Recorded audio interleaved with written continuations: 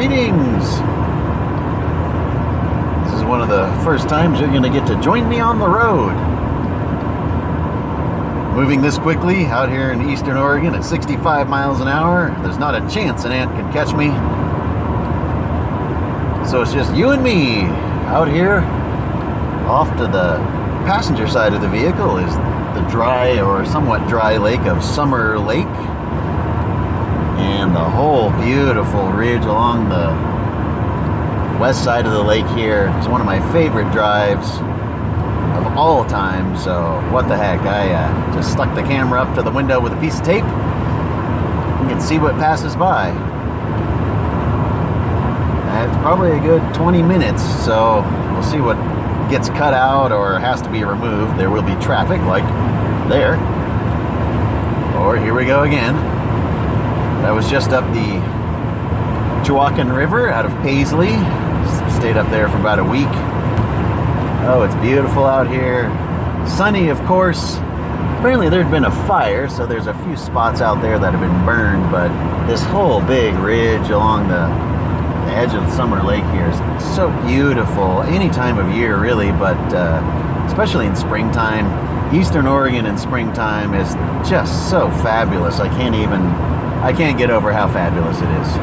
I mean, you'll pass by some, development and such, and houses and barns, but it's set in such an incredible area and setting. I'm just so jealous of these people who live out here, except during the winter, when it gets very, very bitterly cold. Even in May, mid to late May, I've been staying out here. It's been dipping down into the low 30s, and they're forecasting even 20s over the next few days, so I'm moving on out. I'm going to head out through Silver Lake, maybe see if I can take a peek at Fort Rock, make my annual pilgrimage, wearing my homemade sandals, and I'll definitely try to take you with me.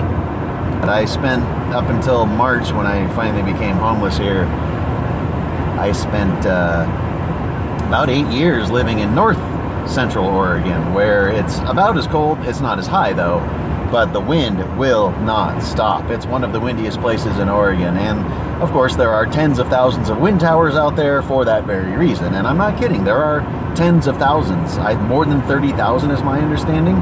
It's kind of mind-blowing. I'm going to take you up there one of these times and just do a sort of a visit. I didn't think it'd be, prudent to be showing you my own backyard, but it's no longer my backyard. So I'm going to go back up there, hopefully before the wheat turns brown, because when you're up there during the green season of the wheat, which is springish, before it turns brown, it looks like the world's largest lawn, because 90% of the county up there that I was living in, Sherman County, is cultivated for grain growing, mostly wheat. A few other things, turo barley, that kind of stuff, but mostly wheat.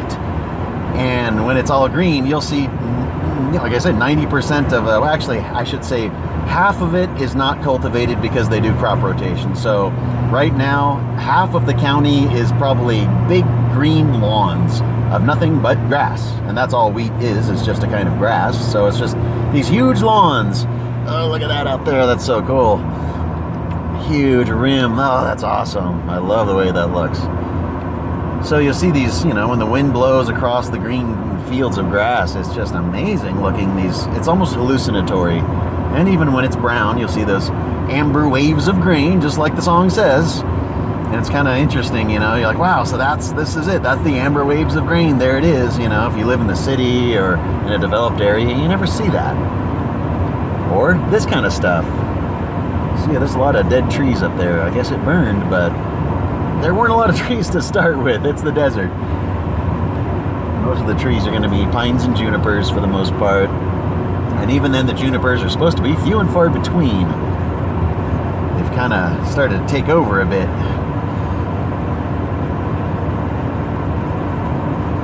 That is such an impressive escarpment. And then there's this really big one. I don't know if we can see it. It's coming up here. It'll be coming into the right of the frame. With that big red patch just below oh, that is just amazing. There's the vertical on the top, and then the horizontal, and then the big red patch there that looks volcanic.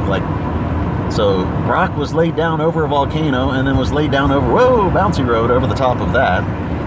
The geology of Oregon is one of the most complex I've ever seen in my entire life. if you can find it if you go to, you know, online. I'm sure you can see it, but the best way to see this, what I'm about to mention, is in person. I saw it at the Crater Rock Museum, which is, I believe, Central Point in the Rogue Valley. Absolutely awesome rock museum, gems and minerals from Oregon, but they have what's called the Geologic Map of Oregon, and you can pull it up online, but it's better to see it in person, full size. It's the most complex geological map. I can't even, I'm beside myself trying to explain how complex and amazing it is. There is so much going on in Oregon geologically that it's almost a mess. Just an absolute mess of all kinds of stuff, from the Columbia basalts to the volcanism out in Central Oregon, and the interesting influences of the Coast Range, and the different sort of ghost volcanoes. Like, you know, Smith Rock is a ghost volcano. Most people don't know that. It's the sort of magma core of what used to be a huge volcano on top of it. It's all eroded away. I took you up to Mount Aix in Washington State, which is also the sort of core of a ghost volcano. You're standing at the summit of the mountain, but you're actually standing on what would have been boiling magma in the middle of the volcano under thousands of feet of rock underground. So it's kind of fascinating to think how much has eroded away.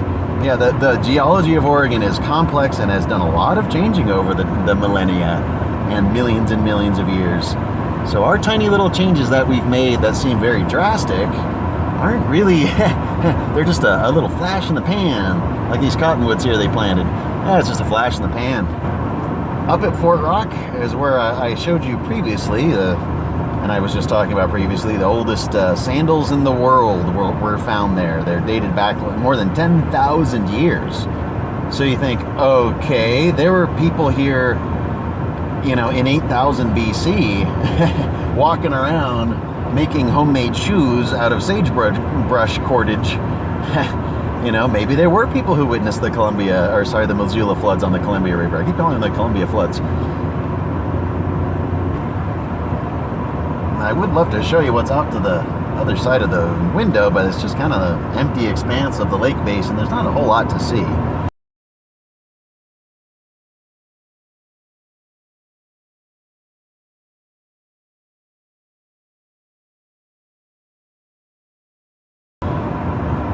I mostly love this drive for what's on that side that we're looking at now. And I just wish I could angle the phone up just a little bit more. There's some good escarpments. Ah, it's just lovely. And it goes on and on. As you can see, we've been driving for, 15 minutes now? If you don't mind continuing to listen to me, we'll just keep on going until this little wayside. Oh, wow, there's an old chimney over there. Would be a little bit shorter, but we've got some traffic ahead of me here. It's going a little bit slower than usual. I don't mind that much at all. Some sort of a thing up ahead in the middle of the road. What is this? There's all sorts of stuff. What in the heck is going on up here? Well, I think I'm in the middle of a cattle drive. I'm going to have to pull the phone off here. Well, this is interesting. I'll be darned. Okay, they're moving cattle across the road. Well, sometimes this happens. There's a log truck stopped.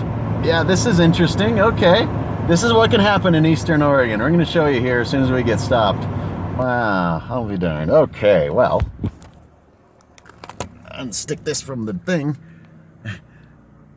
I don't know if you can really make out, but we got cows coming along. I'll be darned. I'm just gonna try to stick this here somewhere for the moment. Alrighty, I guess we're gonna have to wait for the cows to come on by here. Well, this is Eastern Oregon. This is the sort of thing that can happen. So I guess while we're waiting, looks like someone came through in a little car. Nope, he just got headed off by a cow. You can't quite see it over to the left here. This little red car was trying to sneak through, but a bunch of cows just cut him off. Cows and calves, I think they're poking out there. Yeah. Tried to make it, nope. This is fun. I love this sort of thing, This is what adventure is all about. You're just minding your own business, and then you're in the middle of a cattle drive. What's up, people? Let's roll down that window and say hi. Are they going to come and say hi? They come on, say hi. Hey guys. Yeah. Oh, a cow right there.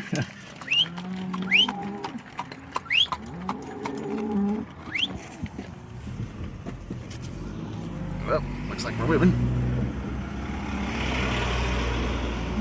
Don't get in front of me. That's cool. Real cowboys. They still exist. Well, now we're stopped again. And he's coming up again in the back from behind me here. This is cool.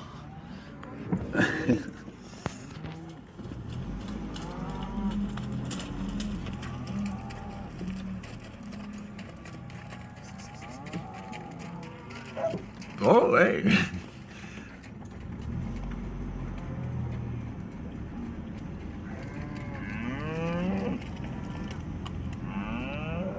Come on.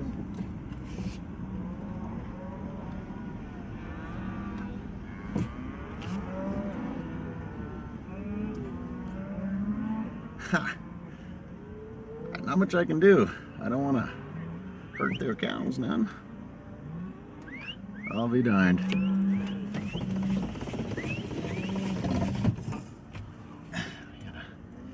Gotta try to get through.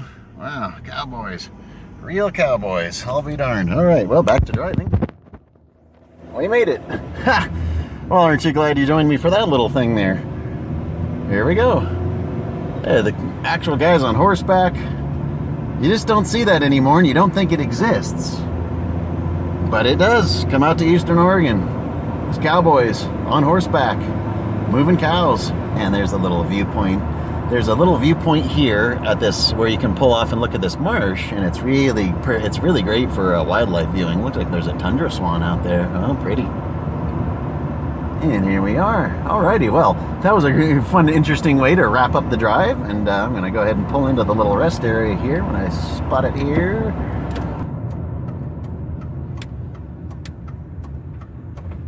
I'm going to pull in over here. We're going to...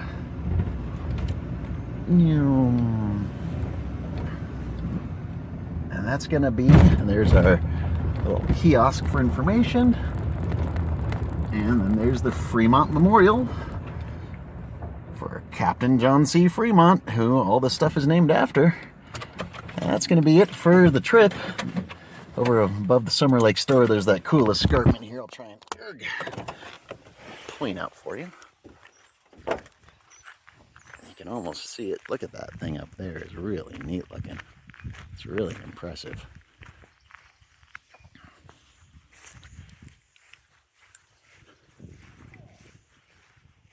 Really amazing thing.